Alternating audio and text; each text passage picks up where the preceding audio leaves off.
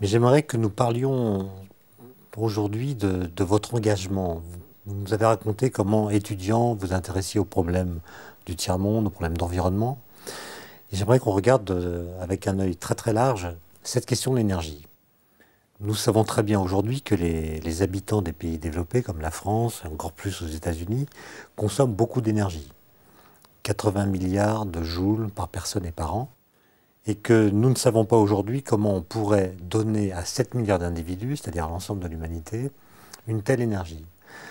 Ça veut dire que on a un problème avec le développement. Comment est-ce que vous abordez cette question? On a vu que la fusion, c'est un projet à très long terme, et donc elle ne pourra pas être la solution pour 2030, période dont les experts nous disent qu'elle correspond au maximum de la crise. Le pétrole sera en grande raréfaction, les centrales nucléaires actuelles seront en bout de course. Donc, est-ce que cette question-là vous soucie et comment vous la traitez? Oui, c'est au cœur, enfin, je crois que j'en ai parlé, c'est vraiment au cœur de ce qui me préoccupe. Je crois qu'il y a trois problèmes imbriqués. La démographie, hein, on gagne typiquement 1 milliard d'habitants supplémentaires sur la planète, à peu près tous les 14-15 ans actuellement. Ces habitants naissent pour la plupart des pays en voie de développement, qui sont en train de se développer, donc ça fait une demande d'énergie et de biens importante. Et on ne peut pas leur demander, bien entendu, de réfréner cette envie, puisque nous-mêmes la satisfaisons. Il y a un autre problème à part la démographie, c'est le problème, bien entendu, d'augmentation de la consommation énergétique et la raréfaction des ressources. 85% des ressources actuelles sont des ressources fossiles. Et on sait que le maximum de production du pétrole devrait survenir dans la dizaine à la vingtaine ou peut-être la trentaine d'années qui viennent. À peu près pareil pour le gaz, un peu plus tard. Seul le charbon reste, mais malheureusement, avec une production de CO2 bien plus importante que le gaz, je double à peu près pour le charbon. Donc un vrai problème de gaz à effet de serre et de changement climatique. Donc cette embrigation entre démographie, énergie et climat est un vrai problème d'une extrême complexité. Et je crois qu'il est au cœur, c'est le défi principal du XXIe siècle. J'en suis profondément persuadé. Alors la fusion, bien entendu, n'a aucune prétention à être la solution. Ça peut éventuellement être, si elle fonctionne, un élément de la solution. Je crois qu'il faut rester extrêmement modeste. Mais on peut dire aussi de beaucoup d'énergie qu'elles ne peuvent être sans doute aussi qu'une partie de la solution. Et on s'aperçoit que dans cette problème extrêmement difficile, dans cette difficulté à prévoir le futur, eh bien, il faut essayer justement de préserver un maximum de solutions possibles. Donc, la première chose à faire, bien entendu, c'est économiser l'énergie. On peut dès maintenant, une étude récente vient d'être faite par le cabinet McKinsey, économiser l'énergie en gagnant de l'argent. Par exemple, en améliorant l'isolation des bâtiments, on peut gagner par tonne de CO2 économisé de l'ordre d'une quelques dizaines d'euros. Donc, étonnamment, alors qu'on pourrait gagner de l'argent sans économie d'énergie, en limitant la production de gaz à effet de serre, ça n'est pas fait. Mais est-ce que vous avez conscience qu'en disant cela, vous admettez implicitement que notre mode de vie n'est pas universalisable? C'est-à-dire qu'on ne trouvera jamais un mode de production de l'énergie qui puisse être distribué en quantité équivalente à celle qu'on donne aux Européens, par exemple, à l'ensemble de l'humanité.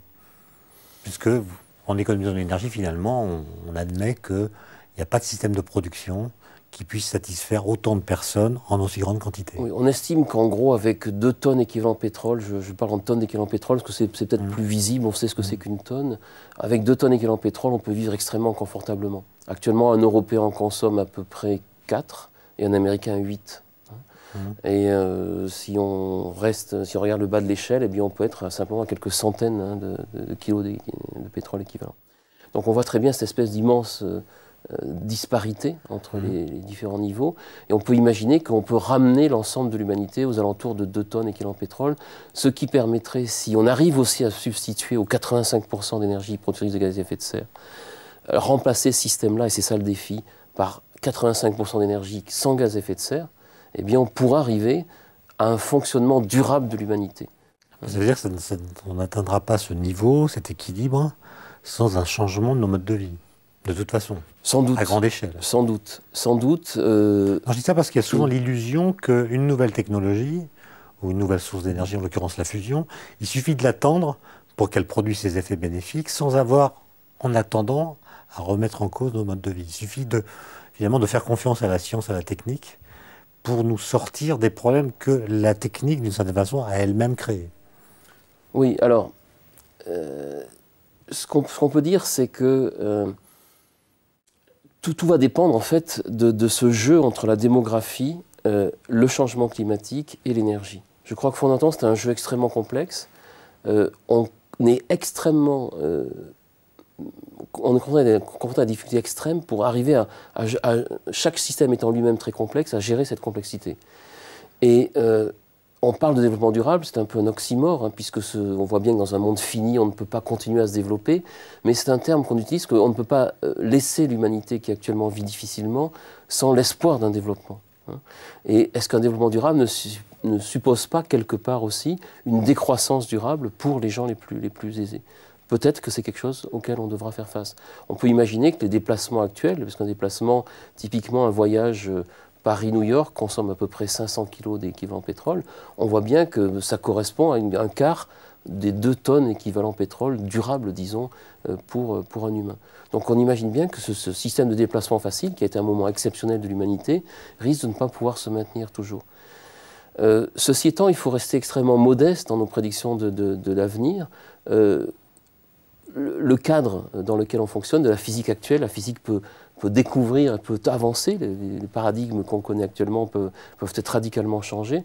Donc je crois qu'il faut rester extrêmement modeste. Malthus n'imaginait pas qu'on puisse nourrir actuellement 7 milliards quasiment d'habitants sur Terre. C'était impensable pour lui. Il y a eu une révolution verte qui a permis ça, la révolution énergétique. Donc il faut rester extrêmement modeste. Et simplement, je reviendrai à cette idée de permettre un maximum de futurs possibles, éventuellement un futur avec une décroissance. L'engagement qu'a pris la France et qu'a pris l'Europe, c'est qu'en 2050, nous aurons réduit nos émissions de gaz à effet de serre à un niveau qui sera un facteur 4 par rapport au niveau actuel. Ça, c'est un engagement fort. Bon, vous sentez vous-même très engagé. Alors, est-ce que vous avez des actions pédagogiques, militantes? Est-ce que vous êtes dans les lycées? Tout à fait. Pour expliquer tout ça, parce que c'est quand même très compliqué. Je passe beaucoup de temps. Et il y a une prédominance quand même dans les médias de schémas très réducteurs. Parfois d'un discours carrément catastrophiste, parfois d'un discours scientiste qui dit « attendez, ne paniquez pas, la science va amener les découvertes ou les progrès qui rendront le problème inexistant ». Quel est votre Alors, moi, je n'ai pas de réponse. engagement? J'ai pas de réponse, c'est-à-dire que c'est un sujet sur lequel je travaille beaucoup, mais je n'ai pas la réponse. Je veux dire, simplement, ce que j'essaye de faire, c'est d'engager le dialogue. C'est-à-dire à travers des cafés des sciences, à travers d'un travail en commun avec des élèves de 3e, par exemple. Depuis quelques années, on fait ce travail où ce sont des élèves de 3e eux-mêmes qui font une conférence sur un sujet comme par exemple la fusion, ou sur l'énergie, ou sur les voyages planétaires, de manière à ce qu'eux-mêmes soient acteurs finalement dans cette réflexion et puis puissent expliquer ce qu'eux-mêmes ont compris. Je crois que le fait d'expliquer aux autres permet d'apprendre beaucoup soi-même. Et je crois que ce dialogue-là, cet échange citoyen est fondamental. Je crois qu'on a une société de plus en plus complexe. La démocratie suppose que les choix qui sont pris sont des choix éclairés. Or, l'éclairage est de plus en plus difficile devant cette complexité. Je crois que ce dialogue permanent, où non seulement en tant que scientifique, on vient dire ce qu'on sait, ce qu'on pense, mais on vient aussi écouter. Parce que je crois que c'est extrêmement important de recadrer la vision du monde qu'on a, la vision du monde, une vision du monde justement, je dirais, scientiste, la recadrer par rapport aux questions qui sont souvent de très bon sens, des gens qui n'ont pas la même approche du monde. Et je crois qu'on gagne beaucoup à cet échange-là. On évite une espèce de fracture, disons, du savoir entre des gens qui pensent savoir le savoir et qui ont un certain savoir, et des gens qui sont, disons, des orphelins du savoir. Voilà, Et alors, au travers de ces contacts que vous avez avec le public, quelle image est-ce que ça vous renvoie de l'état actuel des relations science-société, comme on les appelle? Est-ce que vous avez l'impression que le public vous soutient pour un projet à très long terme comme le projet ITER dont vous vous occupez? Ou est-ce que vous sentez de la méfiance, de la peur, du désintérêt? À quoi bon, etc. Des gens meurent de faim dans le monde, à quoi bon mettre des milliards dans un projet à si long terme? Il y a tout le spectre. Je veux dire, Ouais. on a des gens qui nous disent allez-y, il faut aller plus vite, pourquoi est-ce que ça ne marche pas encore, bien entendu. Puis d'autres qui disent utilisons tout cet argent-là pour des technologies qui marchent, faisons des éoliennes, donc il y a tout le spectre. Et ce que j'essaye d'expliquer justement, c'est que devant un avenir incertain, il faut se préserver un maximum de solutions possibles. Et donc garder cette ouverture-là, sachant que l'argent dépensé correspond à des fractions faibles des budgets de recherche et plus généralement des bénéfices des compagnies pétrolières. On a un bien commun finalement dans l'humanité qui sont les réserves fossiles. On peut imaginer que c'est un bien commun de l'humanité et que ce bien commun pourrait être, comme il est fini, les bénéfices de l'exploitation de ce bien commun pourraient être finalement partagés pour mettre au point l'après-énergie fossile. Et malheureusement, et c'est ce que j'essaye de faire passer comme idée, et je crois qu'elle est assez partagée, malheureusement, on n'investit pas assez dans cet après. Et on aura profité des bénéfices de cette manne, finalement, facile, et on n'aura pas préparé l'après. On a cette responsabilité terrible par rapport aux générations futures. Est-ce que vous n'êtes pas en train, là, d'avancer, sous couvert de discours quasi scientifiques, en fait, un argument éthique, qui est que chaque génération dispose d'une quantité de ressources naturelles moindre que la précédente, puisque une partie a été consommée par elle-même, et donc laisse à la génération d'après moins de ressources que la précédente. Et que si on veut rétablir une sorte d'équité entre les générations, chaque génération qui consomme des énergies fossiles doit mener des recherches pour ouvrir d'autres possibilités que décideront ensuite les générations suivantes. Alors Groucho Marx disait « Pourquoi est-ce que je prendrais soin des générations futures? Elles n'ont pas pris soin de moi. » Et c'est une vraie limite, c'est-à-dire qu'en termes de justice absolue, il n'y a pas de raison qu'une génération, finalement, se charge de la génération suivante. Jusqu'à présent, ça ne s'est jamais posé, cette question-là. Et c'est quelque chose de radicalement nouveau, où pour la première fois, notre nombre, notre consommation d'énergie, notre impact sur le climat, c'est toujours ces trois problèmes ensemble, font que tout d'un coup, on est en train de changer d'air et que l'on a une influence fondamentale sur les conditions de vie des générations suivantes. Mais c'est une révolution absolue. Et en termes de justice, de simple justice, rien ne nous impose ça. Oui, parce que la justice, elle suppose toujours une sorte de réciprocité. Et de réciprocité. Or, peut y avoir réciprocité avec des générations futures. À cause du temps irréversible. Donc, il y a cette espèce de... Dans un temps qui est un temps, finalement, linéaire, où il n'y a pas cette idée d'un cycle et d'un retour, qui était peut-être plus lié à des sociétés traditionnelles, on ne voit pas sur quelle notion, et je pense que c'est un peu une limite d'éthique, sur quelle notion, finalement, on pourrait se baser. Mais je pense que c'est là-dessus que pourrait s'alimenter l'éthique, c'est sur cette question-là. Cette éthique, c'est finalement, comme disait Pascal, la morale commence par, je citerai proactivement, par penser juste. Cette éthique est à rechercher. C'est-à-dire, et elle est dans une espèce sans arrêt de réflexion et d'interrogation sur l'éthique elle-même, parce que cette éthique, elle est à créer. Et on est la première génération, en gros, à devoir se confronter à cette problématique éthique. Alors on vous sent très habité par la question du présent, l'état actuel du monde, mais aussi, vous voyez, plus long que la moyenne, vous voyez quasiment jusqu'à la fin du XXe siècle. Ah non, je vois beaucoup plus loin. Pour moi... Du XXIe même. Non, le développement durable doit durer de l'ordre de 1 milliard d'années. On a un destin d'étoile. De notre étoile, le Soleil, dans 1 milliard d'années, notre Soleil aura un flux qui aura augmenté de 10%.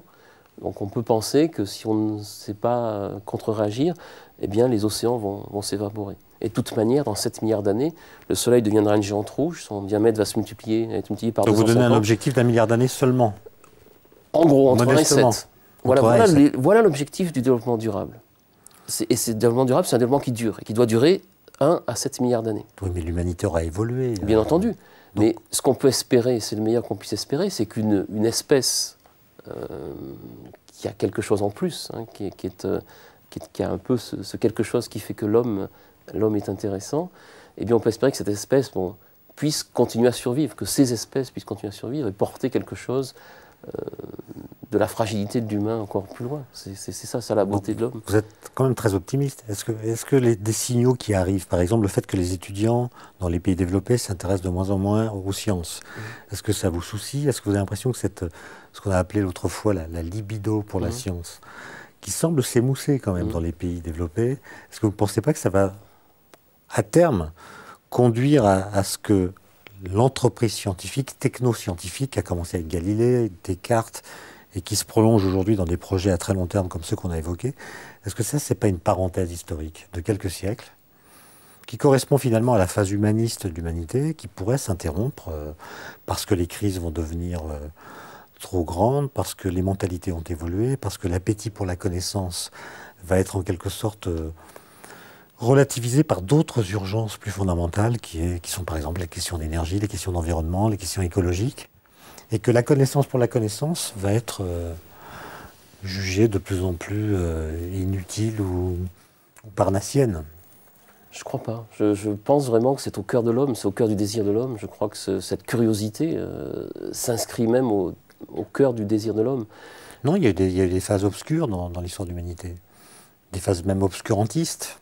Il y avait toujours des individus qui émergeaient. Je pense qu'il y a toujours un individu qui émerge. J'ai profondément confiance en ça. Et la crise qui touche actuellement ce désir de connaissance, elle ne touche absolument pas des pays comme la Chine, où il y a un appétit de connaissance qui est absolument considérable, ou des pays comme l'Inde. Donc je crois que simplement ce qu'on voit, c'est un basculement dans la puissance des civilisations. Notre civilisation occidentale qui a été dominante est sur le déclin et elle va être relayée par d'autres civilisations très anciennes, comme la civilisation indienne ou la civilisation chinoise. Et c'est dans l'ordre des choses. Je crois que c'est pour moi et que toujours dans l'homme, même si il y a des fluctuations, il y aura toujours ce désir-là. Et c'est ça qui fait la beauté de l'homme. Cette immense fragilité, cet immense désir d'aller au-delà de cette fragilité et de chercher ailleurs et de chercher à comprendre. Merci Jean-Marc Hannay pour ces éclairages et nous nous retrouvons bientôt pour une nouvelle émission de Culture Physique.